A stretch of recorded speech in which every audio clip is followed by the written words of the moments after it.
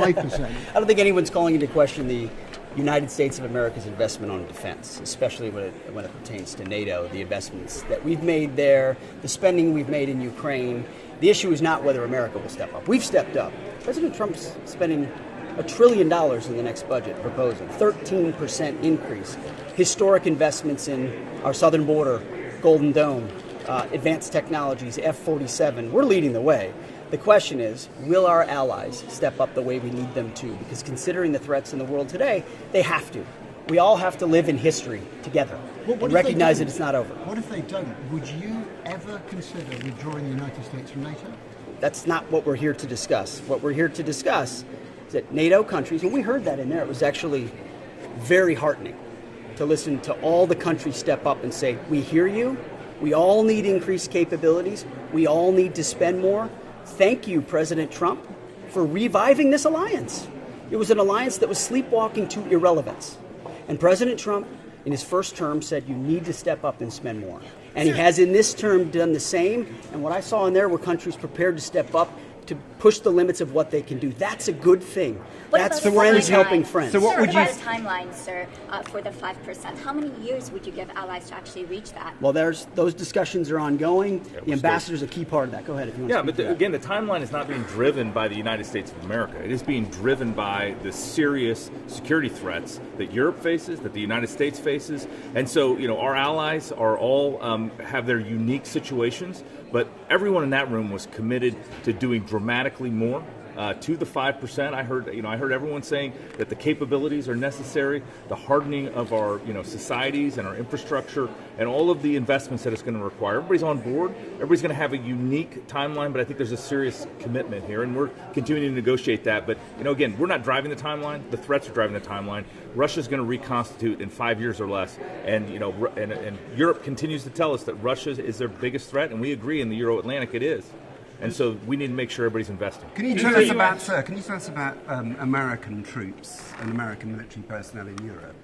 I think you suggested that there would be a decision about the level of forces you maintain because you're facing threats elsewhere, sir. Can you tell us, what your thinking is about US? I think 100,000 military personnel at the moment in Europe. Well, it would only be responsible for the United States to continually assess our force posture, which is precisely what we've done. We have an interim defense strategy that clearly specifies we're going to defend our southern border and close it, unlike the previous administration that let 21 million people invade our country. And we're going to get 100% operational control of that. We're going to make sure we shift properly to the Indo-Pacific and reestablish deterrence there. And then we're going to increase burden sharing across the world. America can't be everywhere all the time, nor should we be. And so there are reasons why we have troops in certain places, and we respect and understand that. It's also prudent that we review that force posture in real time alongside our allies and partners to make sure it's right size. So I don't want to get ahead of the president's decision on that, but we're reviewing everything. And I think our allies' commitment and willingness to spend more means a lot, to your point. You can talk, I heard a few countries talk about capabilities and the importance of capabilities, and then hedge a little bit on how much more we spend. Unfortunately, you got to spend to have hard power oftentimes. You can't really have both. Sir? Is 3% enough? Each country is going to make that determination. But this alliance, we believe, in a matter of weeks, will be committing to 5%. 3.5% in hard military and 1.5% in infrastructure and defense-related activities. That combination constitutes a real commitment, and we think every country can step up. Does the US want Zelensky to be at the summit in The Hague? And by skipping all the events related to Ukraine at this NATO meeting, are you sending a message that the US no longer supports Ukraine? Well, I believe you're right. I'm at all the meetings, yes. We've been at that meeting, and we, at the beginning of this administration... I think you just insulted me, though, saying that I'm not the United States. I think you did. We're definitely at that meeting and made a contribution. And from the beginning of this administration, worked with our British and German counterparts for them to take the lead of that contact group, which they've done. And I appreciate that. We appreciate y'all. Thank you very much. I just want to take a moment. It is worth taking a moment to note the historic nature of what just occurred in there, which is not an end state. There's still more to go. But considering 2% was the goal that President Trump set out in his first term, President Trump said other countries need to carry the burden, pay the fair share. And a lot of people thought that was impossible. It couldn't happen.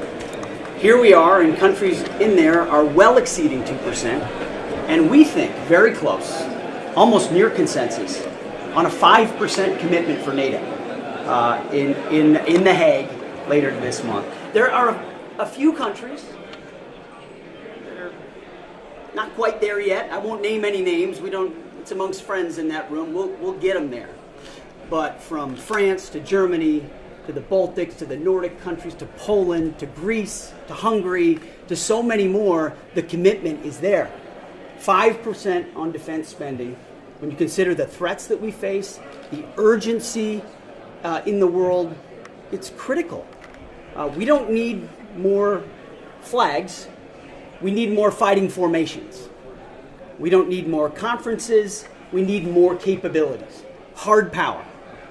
That's why President Trump is committed to spending $1 trillion in our own defense budget. We're standing in that room looking out at all the other countries saying we're spending 13% more on our defense inside our formations, in real capabilities. We need our allies here in Europe and in Canada to step up even more, to step up and take the lead, to recognize the defense of the continent as the core mission. So 5% is our message, and we will deliver that. President Trump at The Hague, at the summit, it's been his commitment, and I believe our allies will step up and do that for real capabilities, and that Europe returns to its core function, defense of the continent, and burden sharing being central to that. America has led for a long way. Now it's time for Europe to step up. So I'm very encouraged by what we heard in there. I appreciate the leadership from Secretary Rutte, our ambassador, Whitaker, who's done a great job. I'll take a few questions. So the UK says, you didn't mention the UK then about commitments to 5%. They say they will spend 3% by our friends in the UK. We're going to get there. We're going to get there. They're going to get there. I'm getting a wrap on the family photo. I can come back and talk a little bit more if you want. But we think everybody's going to get there. We really do. Including the UK. It's important. Well, I think it's important they do. It's important that the UK gets there. United States doesn't spend 5%.